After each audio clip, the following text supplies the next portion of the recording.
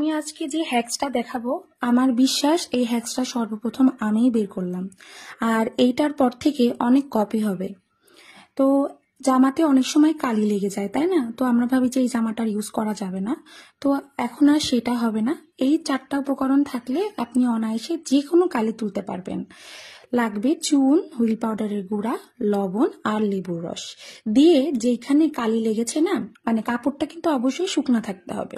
তো যেখানে কালি লেগেছে সেইখানে আপনি এই মিশ্রণটা লাগিয়ে রাখবেন। লাগিয়ে এইটাকে প্রায় 3 ঘন্টা রেখে দিতে হবে এবং এটাতে কোনো রকম জল লাগানো যাবে না। যখন আপনি কাপড় কাচবেন তখন ওই জায়গাতে সামান্য জল দিয়ে ভিজিয়ে একটু ঘষা দেবেন, বেশি ঘষা দেওয়াও লাগবে না। দেখবেন 1 নিমিষে কালি উঠে গেছে। অবশ্যই ট্রাই করবেন আর আমার পেজটিকে অবশ্যই ফলো দিবেন। আপনার একটা ফলো আর একটা রিয়াক্ট আমার নেক্সট ভিডিও বানানোর একটা অনুপ্রেরণা। ধন্যবাদ।